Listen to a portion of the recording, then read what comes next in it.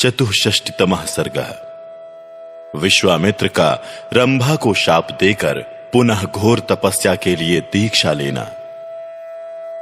इंद्र बोले, रंभे, देवताओं का एक बहुत बड़ा कार्य उपस्थित हुआ है, इसे तुम्हें ही पूरा करना है। तुम महर्षि विश्वामित्र को इस प्रकार लुभाओ जिससे वो काम और मोह के वशीभूत हो जाएं। श्री राम, बुद्धिमान इंद्र के ऐसा कहने पर वो अप्सरा लज्जित हो हाथ जोड़ ईश्वर इंद्र से बोली, सुरपते, ये महामुनि विश्वामित्र बड़े भयंकर हैं। देव, इसमें संदेह नहीं कि ये मुझ पर भयानक क्रोध का प्रयोग करेंगे। अतः देवेश्वर, मुझे उनसे बड़ा डर लगता है, आप मुझ पर कृपा करें। श्री राम, डरी हुई रंभा के इस प्रकार भयपूर्वक कहने पर सहस्त्र नेत्रधारी इंद्र हाथ जोड़कर खड़ी और थर थर कांपती हुई रंभा से इस प्रकार बोले, रंभे, तू भय ना कर, तेरा भला हो, तू मेरी आज्ञा मान ले।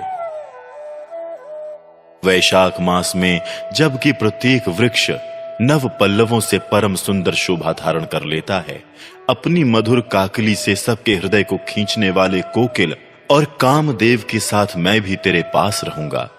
भद्रे, तू अपने परम कांतिमान रूप को हाव भाव आदि विविध गुणों से संपन्न करके उसके द्वारा विश्वामित्र मुनि को तपस्या से विचलित कर दे। देवराज का ये वचन सुनकर उस मधुर मुस्कान वाली सुंदरी अप्सरा ने परम उत्तम रूप बनाकर विश्वामित्र को लुभाना आरंभ किया। विश्वामित्र ने मीठी बोली बोलने वाले कोकिल की मधुर काकली सुनी। उन्होंने प्रसन्न चित्त होकर जब उस ओर दृष्टिपात किया, तब सामने रंभा खड़ी दिखाई दी। कोकिल के कलरव, रंभा के अनुपम गीत और अप्रत्याशित दर्शन से मुनि के मन में संदेह हो गया। देवराज का वो सारा कुचक्र उनकी समझ में आ गया। फिर तो मुनिवर विश्वामित्र ने क्रोध में भरकर रंभा को शाप देते हुए कहा, दुर्भगे रंभे, मैं काम और क्रोध पर विजय पाना चाहता हूं और तू आकर मुझे लुभाती है। अतः इस अपराध के कारण तू 10,000 वर्षों तक पत्थर की प्रतिमा बनकर खड़ी रहेगी।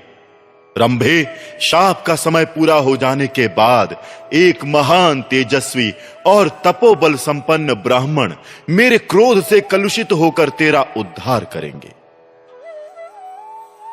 ऐसा कहकर महातेजस्वी महामुनि विश्वामित्र अपना क्रोध न रोक सकने के कारण मन ही मन संतप्त हो उठे। मुनि के उस महाशाप से रंभा तत्काल पत्थर की प्रतिमा बन गई। महर्षि का वो शाप युक्त वचन सुनकर कंदर्प और इंद्र वहां से खिसक गए। श्री राम, क्रोध से तपस्या का क्षय हो गया और इंद्रियां अभी तक काबू में ना आ सकी। ये विचार कर उन महातेजस्वी मुनि के चित्त को शांति नहीं मिलती थी। तपस्या का अपहरण हो जाने पर उनके मन में ये विचार उत्पन्न हुआ कि अब से न तो क्रोध करूंगा और न किसी भी अवस्था में मुंह से कुछ बोलूंगा, अथवा 100 वर्षों तक मैं श्वास भी न लूंगा। इंद्रियों को जीतकर उस शरीर को सुखा डालूंगा। जब तक अपनी तपस्या से उपार्जित ब्राह्मणत्व मुझे प्राप्त न होगा, तब तक चाहे अनंत वर्ष बीत जाएं, मैं बिना खाए पिए खड़ा रहूंगा और सांस तक न लूंगा। तपस्या करते समय मेरे शरीर के अवयव कदापि नष्ट नहीं होंगे। रघुनंदन, ऐसा निश्चय करके मुनिवर विश्वामित्र ने पुनः 1000 वर्षों तक तपस्या करने के लिए दीक्षा ग्रहण की। उन्होंने जो प्रतिज्ञा की थी उसकी संसार में कहीं तुलना नहीं है। इस प्रकार श्री वाल्मीकि निर्मित आर्ष रामायण आदि काव्य के बालकांड में 64वां सर्ग पूरा हुआ।